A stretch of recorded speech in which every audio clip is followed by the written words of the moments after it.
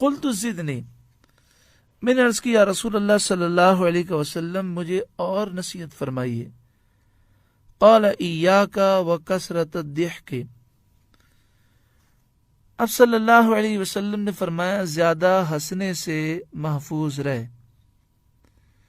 فإنہ یمیت القلب، کہ زیادہ ہنسنا دل کو مردہ کر دیتا ہے، ویذھب بنور الوجہ، زیادہ ہنسنا چہرے کے نور کو ختم کر دیتا ہے۔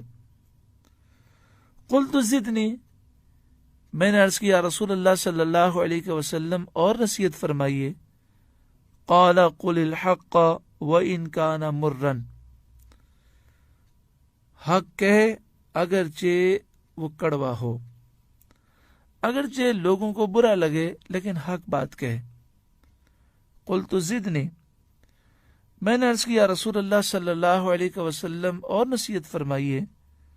قال لا تخف فی اللہ لومۃ لائم، جب تو حق بات کہے، جب تو شریعت پر عمل کر تو اللہ کے معاملات میں ملامت کرنے والے کی ملامت سے مت ڈر، یعنی یہ پرواہ نہ کر لوگ میری ملامت کر رہے ہیں، حق بات کہے، حق پر قائم رہے، شریعت پر عمل کر۔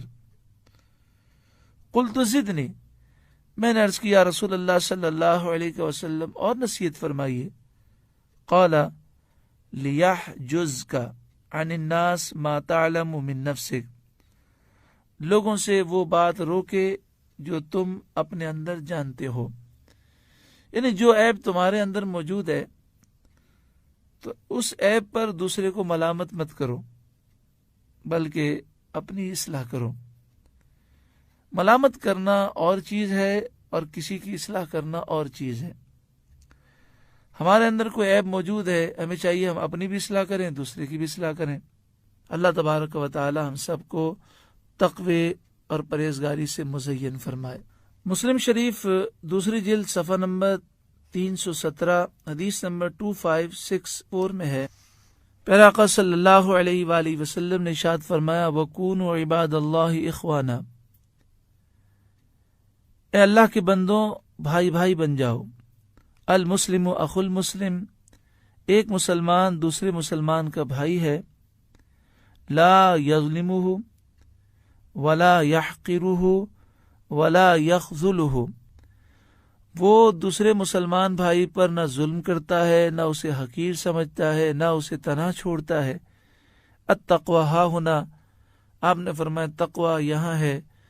وَيُشِيرُ إِلَى صَدْرِهِ 3 مرات، آپ نے اشارہ اپنے سینے کی طرف کیا اور یہ آپ نے 3 مرتبہ فرمایا کہ تقوی دل میں ہوتا ہے، اللہ کا خوف دل میں ہونا چاہیے۔ بِحَسْبِ امْرِئٍ مِّنَ الشَّرِّ أَن يَحْقِرَ أَخَاهُ الْمُسْلِمَ، پھر آگے آپ نے ارشاد فرمایا کہ مسلمان کے برا ہونے کے لیے یہی کافی ہے کہ وہ اپنے مسلمان بھائی کو حقیر سمجھے۔ تقوی کا فائدہ، ایک عظیم فائدہ یہ ہے کہ جو متقی ہوتا ہے اللہ رب العالمین اس کی تمام پریشانیاں دور فرما دیتا ہے۔ سورہ طلاق آیت نمبر 2 28ویں پارے میں ارشاد ہے وَمَن يَتَّقِ اللَّهَ يَجْعَل لَّهُ مَخْرَجًا، جو تقوی اختیار کرتا ہے اللہ سے ڈرے، اللہ تعالیٰ اس کی مشکلات سے اسے نکالنے کے لیے راستہ عطا فرماتا ہے۔ اعلیٰ حضرت امام اہل سنت فرماتے ہیں کہ تقوی 7 قسم کا ہے۔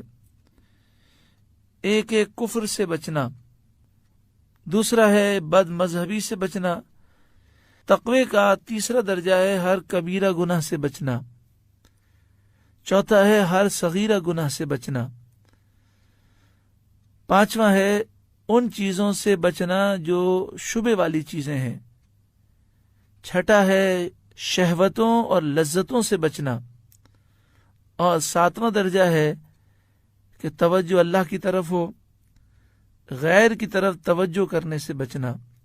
اللہ تعالیٰ اعلیٰ حضرت امام اہل سنت کے صدقے میں ہمیں تقوی کے 7 درجات عطا فرمائے، اور اللہ رب العالمین ہمیں اپنا خوف عطا فرمائے، سچی پکی توبہ نصیب فرمائے۔